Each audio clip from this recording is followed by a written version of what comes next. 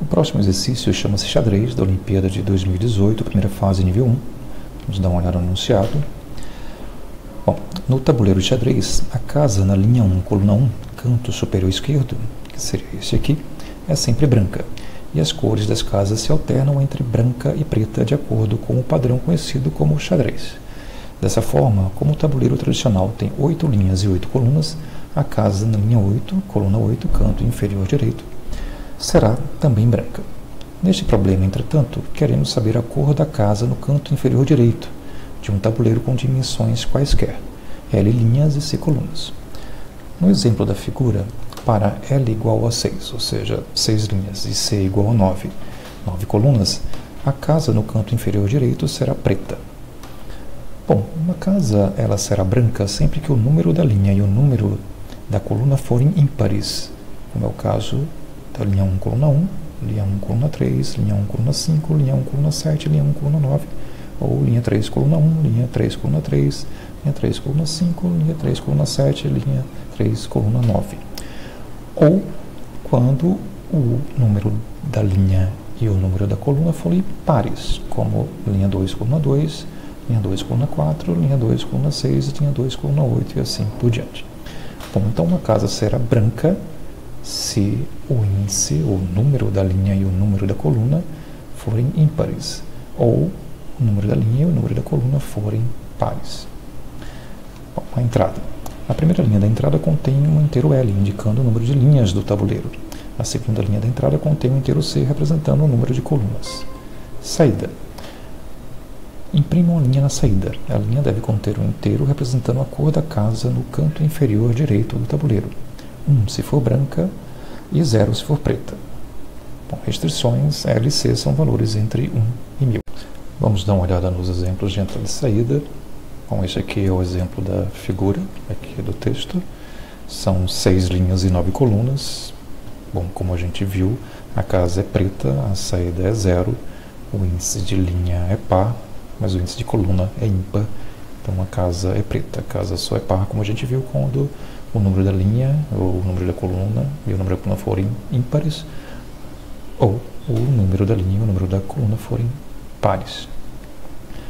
Bom, o próximo exemplo são 8 linhas, 8 colunas, os dois valores são pares, então a casa é branca, a saída é 1. O outro exemplo são 5 linhas, 91 colunas, os dois números são ímpares, então a casa também seria branca. No último exemplo, são 401 linhas, 322 colunas, o número de linhas é ímpar, o número de colunas é par, então a casa é preta. Antes de resolver esse problema, vamos falar sobre os operadores lógicos em C, que são esses 3 principais aqui. O E lógico é representado por 2 E comerciais juntos, ou lógico por 2 barras juntas, 2 pipes, como a gente fala em programação. E a negação lógica é um operador unário, que é representado pelo sinal de exclamação. Bom, então, se a gente considerar que SP1 e SP2 são 2 expressões simples, o E lógico dessas 2 expressões será verdadeiro se SP1 e SP2 forem verdadeiros. Se uma delas ou ambas forem falsas, a expressão será falsa. Então, o E lógico só dá verdadeiro quando as 2 expressões são verdadeiras. Bom, no caso do O lógico, se eu tenho um SP1 ou SP2, ele é verdadeiro se SP1 ou SP2 forem verdadeiros, ou ambos forem verdadeiros. Ou seja, o O lógico só dá falso se as 2 expressões forem falsas. A negação é um operador unário, como eu já falei, prefixado, precede uma expressão. Quando você faz not, você nega a expressão, isso vai dar verdadeiro se a expressão for falsa, ou vice-versa. Se a expressão for verdadeira, o not verdadeiro dá falso. A gente já usou o operador unário de negação no problema das lâmpadas do hotel, quando eu usei o operador de negação para inverter o valor da variável IA, que representava o estado inicial da lâmpada A, que, se vocês lembram, esses estados eram representados por 0 e 1, 0 desligado e 1 ligado. Bom, você considera qualquer coisa diferente de 0 como verdadeiro e representa o verdadeiro por 1. E o 0 é o falso. Então, se o IA era 0, o NOT 0 dá 1. Se A era 1, o NOT 1 dá 0. Bom, voltando ao nosso problema, vou salvar o arquivo com o nome de xadrez. Eu já tinha esse meu xadrez aqui. Vamos lá. Vamos incluir o arquivo de cabeçalho, stdio.h.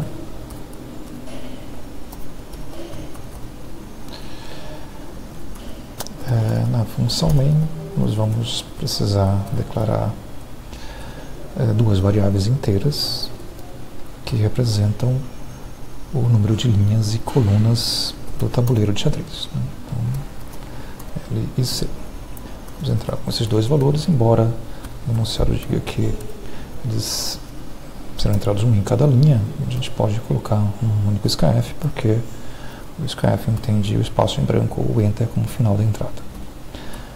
Bom, aqui a gente tem que fazer aquele teste. Eu tenho que testar se a linha é ímpar, ou seja, se o resto de divisão por 2 da linha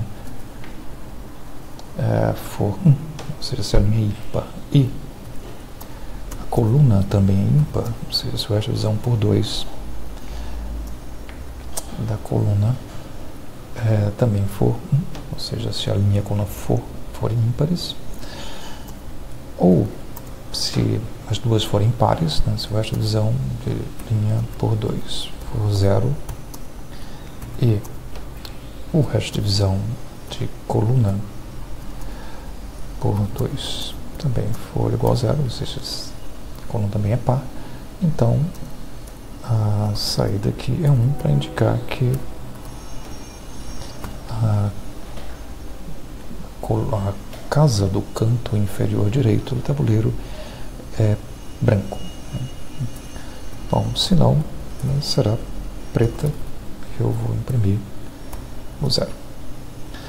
Bom, os operadores relacionais em C têm uma ordem de prioridade. O E tem prioridade sobre o OU. Então, embora esse OU apareça aqui antes desse E, nessa expressão, como o E tem prioridade sobre o OU, ele seria executado primeiro. Mas só por uma questão de legibilidade aqui do código, eu vou colocar as duas expressões entre parênteses para ficar claro que eu resolvo primeiro, né, o OU, o E, e depois faço esse OU aqui. Então, para que a casa seja branca, o número da linha tem que ser ímpar e o número da coluna também tem que ser ímpar, ou o número da coluna é par e o número da linha é par e o número da coluna também é par. Então, se isso é verdade, a gente imprime 1, se não, imprime 0. Bom, vamos compilar e executar o programa e verificar se deu tudo certo. Ok. Chamei de xadrez. .c, o meu fonte, vou chamar de xadrez executável. Bom, vamos testar algumas entradas aqui. Então, 6 e 9 é o número de linhas e colunas, deu 0, na casa é preta. Né? Bom, se for 8 e 8, a casa é branca, a saída é 1. Se